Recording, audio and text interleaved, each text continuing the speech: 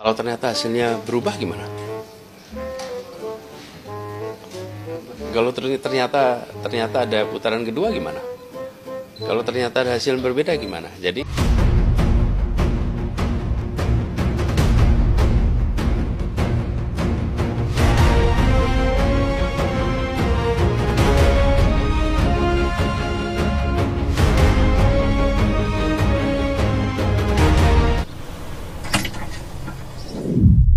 Assalamualaikum warahmatullahi wabarakatuh. Salam sejahtera, Shalom, Om Swastiastu, Namo Buddhaya, salam kebajikan. Kembali lagi di channel saya, Sukron TV. Apa kabar semuanya? Semoga semua dalam keadaan sehat dan dimudahkan rezekinya. Amin. Bagi yang baru bergabung, silakan di subscribe channel ini dan ditekan tombol loncengnya. Dan pada video kali ini masih mereaksi soal perpolitikan, ya, Pilpres 2024. Nah, pada video kali ini kita akan mereaksi hasil realcon, hasil rekapitulasi, hasil resmi dari KPU, ya, Pilpres 2024. Nah, ini sudah terpantau ada banyak provinsi yang sudah selesai, ada sekitar mungkin 21 provinsi. Dan hasilnya sesuai dengan quick count, ya, unggul telak hampir di semua provinsi. Paslon 02 itu menang. Bahkan yang katanya di DKI Jakarta, katanya paslon 1 itu menang, ternyata masih menang 02. Walaupun menang tipis ya. Nah, akan kita simak ya hasil rekapitulasinya. Dan ini ya, walaupun sudah ada realconnya ya di hampir seluruh provinsi, ternyata Pak Anies masih belum terima dengan kekalahannya. Sama dengan anak-anak Abah ya, pendukungnya ya. Nah, si Anies ini ya kemarin itu sempat GR kepedean, menunggu mukjizat ya, menunggu keajaiban.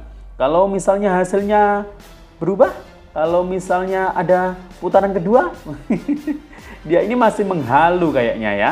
Nah, akan kita simak ya pendapat dari para netizen dan juga kelucuan-kelucuan Pak Anies ya dan pendukungnya, para anak Abah ini, termasuk juga banjir yang sedang menimpa Sumatera Barat yang ada di Padang, padahal di sana itu lumayan banyak suara Pak Anies. Tapi bantuan yang duluan datang ke sana itu adalah dari tim relawan 02. Pak Anies hanya mendoakan saja ya. Nanti ini kita bahas selengkapnya untuk video-videonya. Nah, ini yang ada di Jogja ya. Wah, ini menang telak ya, 02. Kemudian dari DKI Jakarta, wah ini tipis sekali ya, suara 02 dan 01. Kemudian dari Jawa Tengah, yang katanya basisnya Banteng, basisnya Ganjar, ternyata unggul jauh pasangan 02 ya. Kemudian dari Gorontalo, nah ini dari Gorontalo, wow, lumayan banyak juga ya selisihnya kemenangan 02. Dari Bali, Provinsi Bali yang katanya kandang banteng juga ini. Oh, ternyata masih unggul 02 ya. Kemudian dari Kalimantan Tengah. Wah, 02 dapat 1 juta. Wah, jaraknya jauh sekali ya. Kalimantan Barat ya. Kalimantan Barat 02 1,9 juta. Wah, ini jaraknya sangat jauh sekali. Kalimantan Selatan 02 dapat 1,4 juta, sedangkan yang lain hanya ratusan ribu. Cukup banyak ya selisihnya. Dari Lampung, pasangan 02 3,5 juta, yang lainnya hanya 700 ribu. Wah, ini hampir semua ya di provinsi. Ini 02 unggul ya, sesuai dengan quick count ya. Dari Kepulauan Riau, 02 641 masih unggul juga. Kemudian dari NTT, apalagi NTT ini pasti unggul jauh sekali ya pasangan 02. Nah, 1,7 juta, yang lainnya masih di bawah 1 juta. Dari Sumatera Selatan, nah 02 3,6 juta, yang lain di bawah 1 juta semuanya. Wah, banyak sekali ya selisihnya. Kalimantan Timur, pasangan 02 1,5 juta, yang lain di bawah 500 ribu. Dari Kalimantan Utara, 02 284.000, yang lain di bawah 100.000 ya. Kemudian dari Banten, ini dari Banten. 02 masih unggul 4 juta ya. Selisih 2 juta ya dengan 01. Kemudian Sulawesi Tenggara 02 dapat 1,1 juta, yang lain masih di bawah 500.000. Kemudian Sulawesi Barat ya. Ini pasangan 02 masih unggul ya 533.000. Kemudian dari Jawa Timur. Nah, Jawa Timur ini wah luar biasa sekali selisihnya 16 juta untuk 02, yang lain 4 juta ya, 1 dan 3. Kebebasan berbicara. Teman-teman merasakan nggak ada perubahan kebebasan berbicara berapa tahun ini? Ya, merasakan kebebasan Dengan bicara. mudahnya Pak Anies mengatakan kebebasan berbicara di Indonesia itu menurun. Indeks demokrasi yang ada di Indonesia itu. Kata siapa Kita menurut? kemudian bertanya kembali ke Pak Anies, demokrasi yang seperti apa yang Bapak maksudkan sehingga Bapak bisa mengatakan demokrasi di Indonesia menurun, terutamanya di bagian kebebasan berbicara. Aneh ini kalau menurut saya. Bukankah pendukung Bapak begitu bebasnya berbicara? Begitu bebasnya menghina dan mencaci maki seorang presiden? Iya, betul sekali ya. Kita lihat ya, belakangan ini demo-demo yang dilakukan oleh pendukung 01 itu sangat bebas sekali ya, menghina siapapun yang tidak mereka sukai, terutama Pak Jokowi. Lantas, kebebasan seperti apa yang Bapak maksud? Bukankah sebegitu bebasnya sehingga kita memberikan ruang atas nama demokrasi, dan kalian menggunakan demokrasi itu hanya sibuk untuk mencaci maki? Yang menurun itu apanya, Pak? Pertanyaan kami itu jadinya aneh itu. Kalau dibilang menurun. Kalau ada yang berbicara kemudian ditangkap, berbicara lantang kemudian ditangkap seperti zaman 98, itu saya percaya itu menurun. Tapi hari ini bukan seperti itu, Pak. Jika kemudian ada yang ditangkap, bukan berarti atas nama demokrasi dia menyuarakan, atas nama rakyat kemudian ditangkap. Tidak. Tapi memang melanggar Rata-rata undang-undang yang ditangkap adalah kasusnya penghinaan, mencaci maki, mengolok-olok. Apakah itu pantas di ruang publik mengatakan hal-hal seperti itu? Saya rasa enggak, Pak. Demokrasinya justru meningkat. Yang menurun itu yang mendukung Bapak. Yang menurun itu yang memilih Bapak, itu menurun. Betul. Jadi jangan diartikan pemilih yang memilih Bapak itu menurun, kemudian Bapak bilang demokrasinya yang menurun. Ya enggak banget lah, Pak. Bapak enggak jujur dalam hal ini, Pak. Silahkan Bapak nilai kembali, kemudian pakai hati, pakai kejujuran. Itu pendukung Bapak itu banyak sekali itu yang menghina, mencaci maki semaunya atas nama demokrasi loh, Pak. Ternyata ada putaran kedua gimana? Wih, Kalau ternyata ada hasil berbeda gimana? Janjane turumu yo miring apa piye to, Nis? Gek ndang tangi to ben sadar ya. Wong wis kalah kok yo ngarep putaran kedua. Putaran kok ngendi tak takon aku. Wong iki mbok sing nrimo nek kalah kuwi rasah gawe narasi sing kaya ngono kuwi, sing gentle ngono lho, sing gentle nek kalah iku wis kekalahan. Ora kok malah mengharapkan putaran kedua. Nanti kalau hasilnya berbeda gimana? Berbeda kok ngendi? Lah wong wis jelas-jelas 24% kuwi nilai yang diberikan dari rakyat untuk dirimu kok ngarep putaran kedua. Masih gak terima. Putar-putar kono sampai jelungup tambah ndelosor nek pengen. Kedua gimana? Kalau ternyata hasil berbeda gimana? Jadi kita tunggu. Hanya untuk menjawab pertanyaannya Pak Anies nih, kalau ada putaran kedua gimana? Ya nggak gimana-gimana Pak, dijalanin aja putaran keduanya. Dan kalau tadi Pak Anies juga sempat bertanya, kalau misalnya hasilnya berbeda gimana? Ya nggak gimana Pak, diterima aja hasil rekapitulasinya KPU. Kita mah berjiwa besar kalau misalnya kenyataannya seperti itu. Nggak kayak yang koar-koar padahal udah kalah. Ya lagi pula ya Pak, inget-inget deh, sekarang udah tanggal 13. Rekapitulasi dari KPU sudah hampir 100%. Dan sadar diri coba Pak, suaranya Bapak cuma masuk berapa persen daripada total suara? 24%-an Pak. Kalau mau masuk ke putaran kedua, jauh banget tuh selisih dan gap suaranya. Yang harus didapatkan untuk bisa menyatakan diri masuk di putaran kedua. Lagi pula kalau memang Bapak mau menunggu hasil real count dari KPU tanggal 20, ya udah, nggak apa-apa, tunggu aja. Tapi nanti jangan tantrum ya Pak, tanggal 20 kalau misalnya hasilnya Bapak tetap kalah dan nggak masuk ke putaran kedua. Ini yang dikhawatirkan ini nggak terima ya nanti Pak Anies. Gimana ya nanti kondisi kejiwaannya ya? Kalau sampai saat ini saja beliau ini kayaknya masih pede, masih mengharap, harapannya itu sangat besar. Padahal selisih suaranya itu jauh sekali. Itu terlihat tadi ya, hasil rekapitulasi di beberapa provinsi itu mayoritas hampir semua ya Prabowo Gibran itu menang, unggul telak bahkan ya. Oke, next. Pak Anies mengharapkan keajaiban.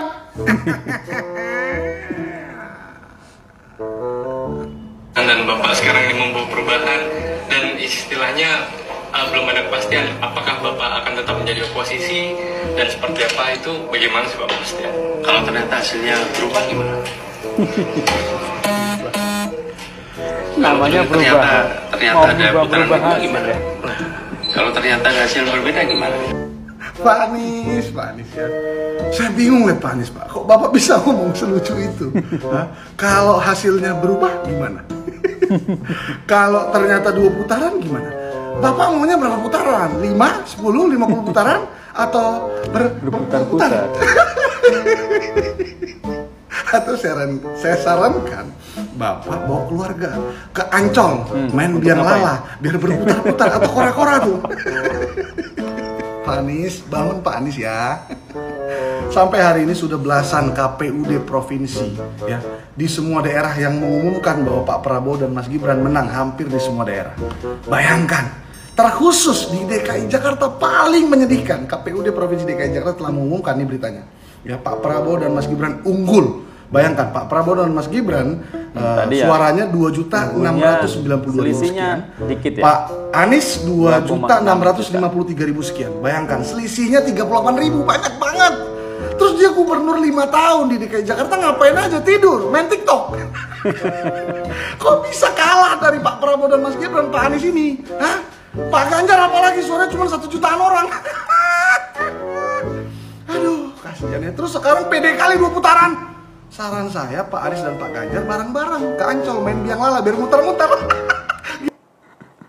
Ada kekecewaan misalkan dari tahun 2019 Pak Prabowo kalah tapi nyatanya kembali masuk dalam pemerintahan dan Bapak sekarang ini membawa perubahan dan istilahnya belum ada kepastian apakah Bapak akan tetap menjadi oposisi dan seperti apa itu bagaimana sih Pak kepastian? Kalau ternyata hasilnya berubah gimana? Kalau ternyata ada putaran kedua gimana? Nggak akan ada putaran kedua nih, juga nggak akan pernah ada yang namanya penghitungan suara itu berubah. Jadi maksud lu berubah, Prabowo yang dapat suara 24% dan lu yang dapat itu sih 58% ya? Kayak gitu maksud lu, itu berubah seperti itu. Nggak usah ngimpi terlalu tinggi ya Nis ya, nggak akan ada putaran kedua, penghitungan suara juga nggak akan pernah diulang terus berubah lu yang jadi menang, lu yang dilantik. Itu nggak mungkin gitu. Jadi ternyata ada putaran kedua gimana? Kalau ternyata hasil berbeda gimana? Kepada yang terhormat Bapak Anies Baswedan beserta Mas Tom Lembong ya. Ini gimana ya sih Pak ceritanya ada putaran kedua? Kedua orang di dalam video ini ada lulusan Amerika loh. Ya, di mana metode quick count itu selalu dipakai di Pilpres di Amerika. Nah, terus Anda sebagai lulusan Amerika nggak mempercayai hasil quick count. Sama satu lagi Pak yang paling penting, Bapak ini pernah menjadi direktur lembaga survei. Ya, semua masyarakat udah tahu ada jejak digitalnya. Terus sekarang kemana Caimin Pak? Kok Mas Tom Lembong yang nemenin Wapres Bapak kemana? Wapres Bapak sibuk ya ngurusin suara PKB di Pileg, ya kan? Daripada Bapak sibuk gak terima hasil Pilpres ya 2024, mendingan Bapak siap-siap jadi calon gubernur lagi. Bisa aja di Jawa Barat, mau nyalonin atau gubernur bisa aja nih di kayaknya. Sumatera Barat sama Aceh. Kan suara Bapak di 2 provinsi tersebut agak lumayan ya Pak, Walaupun menang lah kalah. di Aceh dan Sumbar. Walaupun kalah. Tapi mohon maaf ya Pak, kalau untuk Jakarta nggak dulu Pak. Waduh, ya. ditolak ya, belum ya. Saya sama warga Jakarta. Warga Jakarta ingin punya figur baru ya. Belum udah ditolak ya dari warga Jakarta kalau mau nyalon gubernur sana lagi ya. Waduh, kasihan nih Pak Anies ini. Figur yang menyatukan warga Jakarta, bukan yang memecah belah warga Jakarta Pak. Wah, ya Pak ya. Ini. Jadi ya sudahlah Pak ya, kalau saya bilang sebagai tokoh nasional dan mantan Capres 2024 dan mantan gubernur ya Bapak lebih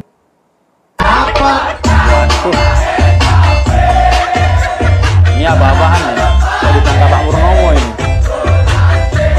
Jangan-jangan mau ditemukan sama Pak Sony ini ya. Buat pendukung 01, khususnya si Tita nih, Anda boleh fanatik dengan junjungan Anda, tapi Nah, tolong dengerin tuh jangan, ya. Anda dukung junjungan Anda sampai tidur di musola, teriak-teriak di jalan, demo berjilid-jilid, tahan begaduh sama orang hanya karena junjungan Anda. Anda tolol namanya itu, ya. Karena kalau junjungan Anda menang, junjungan Anda juga nggak mungkin bawa 1 ton beras ke rumah Anda. Bener. Jadi tuh, Bu. coba berpikir yang waras, ya kan? Ini enggak. Bilang saya buzzer lah, buzzer dari Hong Kong. Saya tuh cuma bilangkan yang benar. Saya nggak pernah juga jelek-jelekkan siapapun. Ya, yang saya bilang benar, yang masuk di akal. Supaya kalian tuh juga waras. Hei, poso. Waduh, Iling wis tuwek, dosamu sakit tobat. tawa nih Pak Anies nih. Wong kok kate gak tau poso. Mulai riyo melok riayan. Kamu Aneh-aneh aja ya ini. Anies yang ingin menghukum KPU dan aksi demo Itu pemilu curang. itu kan orang-orang yang buyan semua atau orang gila. Orang gila semua ya katanya. Soalnya kakek ini. kalau sudah menang kan pasti menang. Oke. Terus kalau sudah demo kan Yang Kalau sudah demo itu demo orang nanti gila. ada yang mati, siapa yang tanggung jawab? Siapa yang mau tanggung jawab? Kalau Bukan mati? Anies ketawa malahan. Oh gitu. Jadi Ya, bodoh ya jadi. orang bodoh itu. Jadi itu pendapat kakak sih ya. Ya tetap Prabowo yang menang. Oke. Ini guys.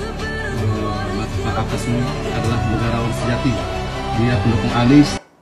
Assalamualaikum warahmatullahi wabarakatuh. Inna lillahi wa inna ilaihi raji'un. Oke, izin state ya Pak Anies. Pak, situ kan lokasi kemenangan Bapak nih. Seharusnya Bapak bisa ngerti lah keadaan mereka. Jangan cuma dikasih doa lah Pak. Ya maaf ya Pak ya. Mohon maaf nih sebelumnya. Cobalah diulurkan tangan, dikasih bantuan Pak. Kasihan Pak mereka Pak. Ya kan? Rumahnya kebanjiran, ya kan? Ya kalau maaf nih Pak ya, maaf kalau cuma dikasih doa sih. Ya saya juga di sini mendoakan lah Pak, biar musibah itu lekas berlalu kan. Semua juga mendoakan. Gak perlu Bapak mau repot-repot juga, semua mendoakan lah Pak, kasihlah Pak bantuan.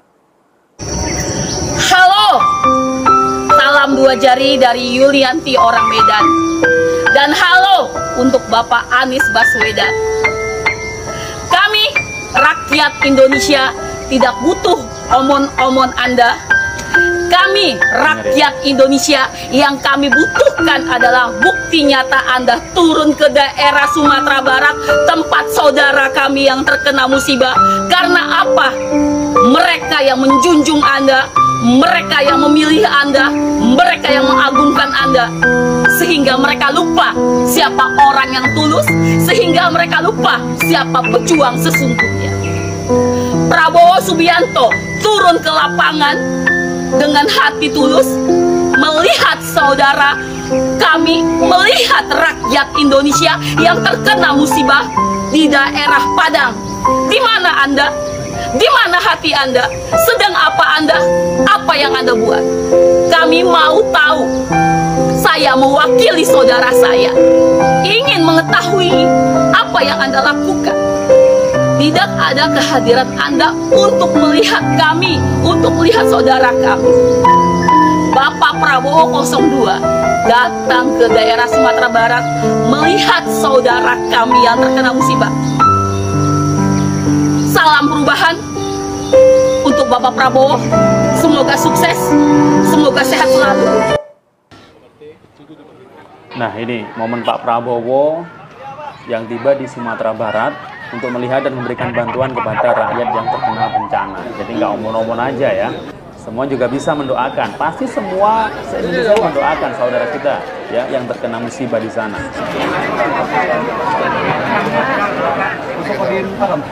Siap. Siap asli pada panjang. Siap. Aceh. Siap. Siap. Ditanya Bapak yang ngomong.